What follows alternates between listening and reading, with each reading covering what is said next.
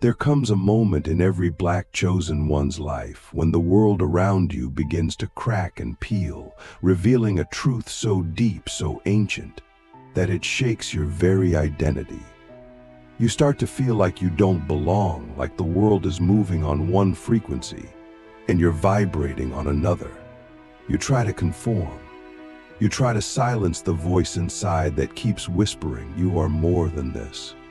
But nothing works. You feel invisible in public, and yet somehow you're always being watched. You feel like a threat without even speaking. And that's when the spiritual journey truly begins, not when you're ready, but when your soul can no longer be hidden. God placed something inside of you, long before you were born, that this world has no language for. And that something is power. Not power in the way this world defines it, but divine power coded into your soul through struggle, through resilience, through spiritual lineage. The kind of power that doesn't need a title to be known, doesn't need permission to be felt. But here's the mystery. Most of us walk through life unaware that we've already been gifted it. We're waiting for a sign, a miracle, a moment. But the moment came when you were born. The miracle is you. And the sign is that you've survived everything designed to break you. The first power God gave you is spiritual sight. You've seen things you couldn't explain since you were young. You sensed danger before it happened, felt people's emotions without them speaking, and dreamed of events before they unfolded. But no one taught you to trust it. In fact, you were told to ignore it, suppress it, or label it as imagination. But it was never just your eyes, it was your spirit seeing through dimensions. You carry the gift of discernment, not only between right and wrong, but between what's real and what's pretending. And when you sharpen this sight, you stop being manipulated. You stop entertaining what drains you. You stop following what's false.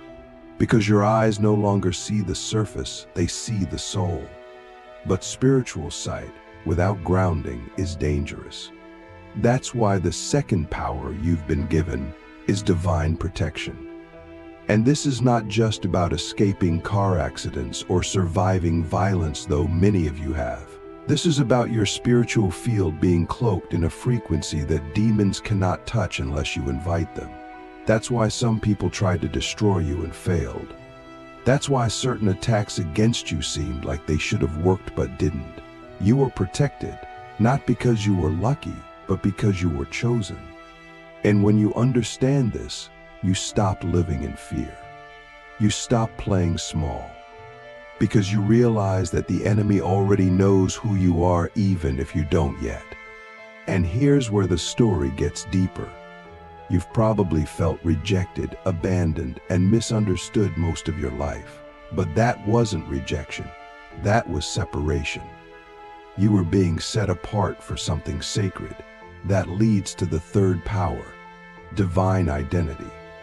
You are not who they told you you were. You are not what the world reflected back to you. Your identity is not rooted in trauma or struggle or survival. It is rooted in origin. And your origin is not America, not slavery, not pain, it is divinity. You are not just born into a bloodline. You are born into a lineage of spiritual royalty. Do you know what that means? It means you don't have to earn worth you are worth, but identity alone won't change your life. That's why the fourth power is the voice of command. When a Black chosen one speaks from alignment, mountains move, atmospheres shift, thoughts rearrange. This is not about eloquence, it's about frequency. The vibration of your voice carries the authority of the ancestors, the wisdom of the divine, and the fire of truth. Have you ever spoken and noticed the room go silent, even if you weren't loud? Have you ever said something and watched someone's whole body react? That's not charisma, that's power. But here's the test. Are you using your voice for truth or for performance? Are you speaking to free souls or to be liked? Click subscribe to this channel to get more profound insights Your voice is not for entertainment, it's for activation. And once it's paired with your next power, the world begins to change. The fifth power is energetic presence. You don't have to speak to be felt. You don't have to move to make waves. Your energy enters a space before your body does. That's why people notice you without knowing why. That's why envy follows you even when you're humble. That's why some people love you instantly and others hate you for no reason. Because your spirit carries memory. You remind their soul of something they're trying to forget. You awaken something they're trying to suppress. And when you become intentional with that energy, it becomes a healing force, one that can calm storms or destroy illusions. But power without direction is chaos. That's why the sixth gift God gave you is spiritual intelligence. You don't just feel things, you understand them. Even if you've never studied something, you grasp it at a soul level. You connect the dots others miss. You sense patterns across time. And you often know what someone is really saying, even when they don't. This is why you get bored in shallow conversations. This is why small talk drains you. Because you're wired for depth, for meaning, for decoding the unseen structures behind everything. But here's the question. Are you feeding your spiritual intelligence or numbing it with distractions? You've been given the mind of a mystic, the heart of a healer, and the eyes of a prophet. But you've also been given one more gift, perhaps the rarest of all. The seventh power is transformational suffering. Yes, suffering. Not as punishment, but as initiation. You didn't just go through pain, you alchemized it.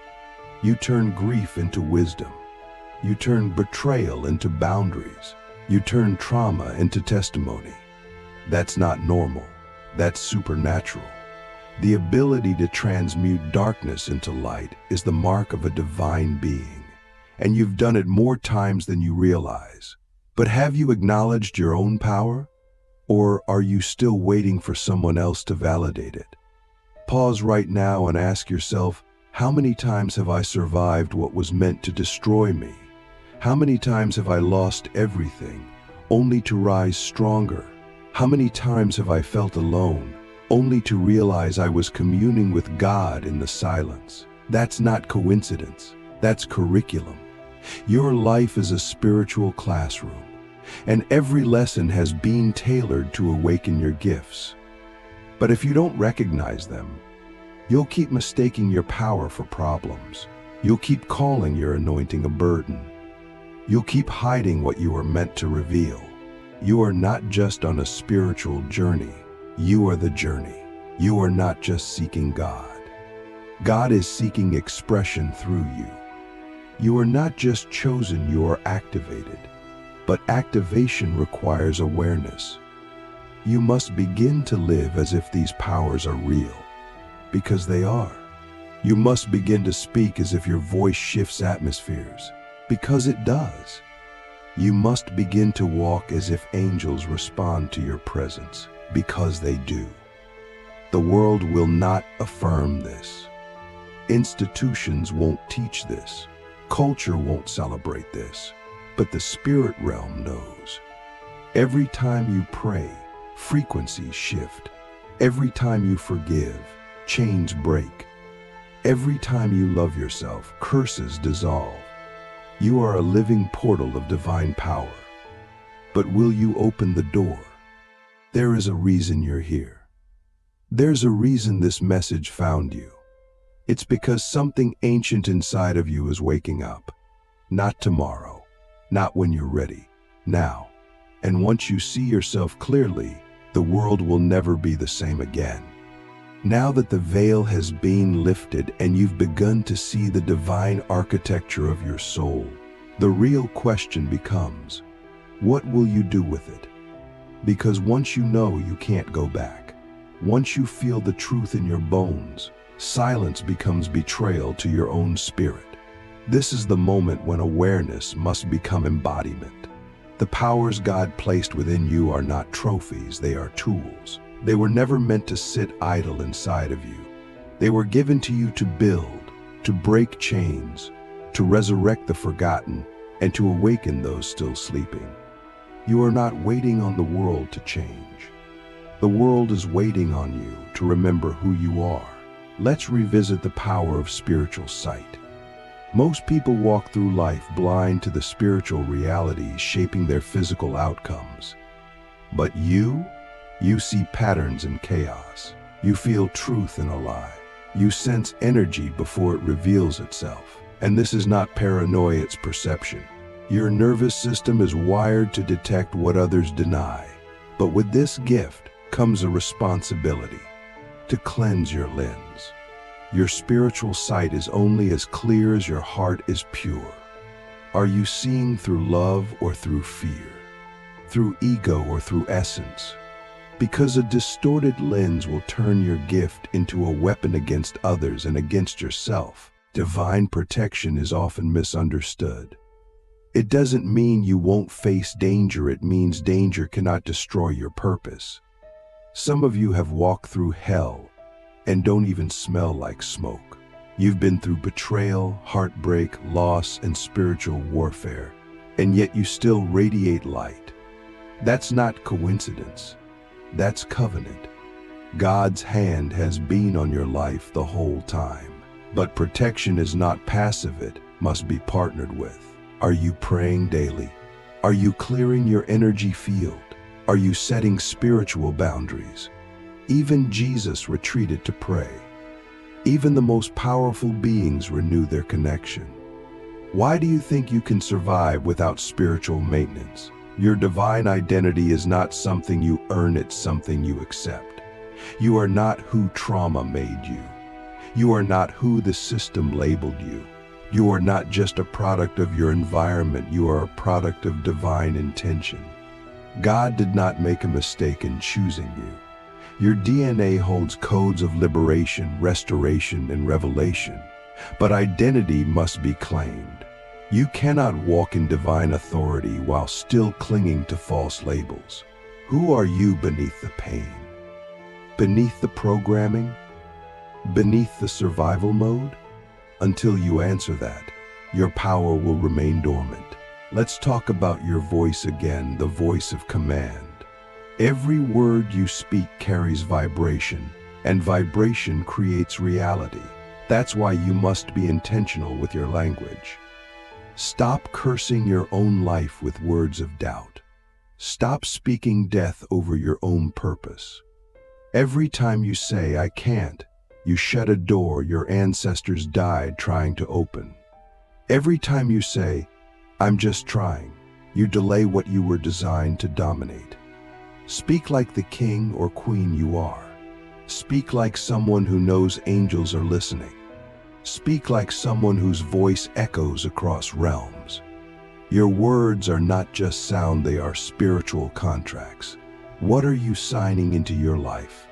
Your energetic presence is your signature in the unseen world. When you walk into a space, your energy speaks before your mouth does. That's why you must become intentional with your vibration. Are you walking in peace or in chaos? In bitterness or in love? In fear or in faith? Your aura is a broadcast, and it's either attracting divine alignment or spiritual interference. Clean your energy. Protect your peace. Don't let your unresolved emotions become a doorway for spiritual attacks. You are a frequency. You are a vibration. You are a walking temple. Keep it sacred. Spiritual intelligence is more than intuition, it's divine comprehension. It's the ability to read energy, understand spiritual laws, and move with wisdom through both the physical and spiritual planes. This is why you've always been the one people come to for advice, even when you're struggling yourself. It's why you understand things on a soul level that others don't. It's why you can walk into a room and instantly know who is aligned and who is not. But intelligence must be cultivated. Are you studying the sacred? Are you meditating? Are you listening to your soul or just reacting to life? The mind of a chosen one must be sharpened like a blade, because you are not here to survive, you are here to lead. Now let's return to the most mysterious power, transformational suffering. This is the one that breaks most people, but not you. You've been through things that should have shattered your spirit, but somehow each time you were broken, you came back more whole. Each time you were betrayed, you learned to trust yourself more. Each time you were abandoned, you discovered deeper levels of divine presence. You are not weak, you are holy. Your pain has become a portal. Your wounds have become wisdom. And your scars sing songs of survival that angels pause to hear. But here's the secret. It's not just about healing yourself. It's about becoming the healer. You didn't go through what you went through just for your own growth. You were forged in fire to carry fire. You were refined in darkness so you could guide others out of it. Every tear you've cried has watered the soil of someone else's freedom. Every battle you've won in silence has created a blueprint for someone else to follow. You are not just healing, you are becoming the medicine. So now we ask the deeper question. What are you going to do with what God has given you? Will you hide it? Will you shrink to fit the comfort zones of those who fear your light? Or will you rise? Will you speak? Will you move like the whole kingdom is behind you because it is?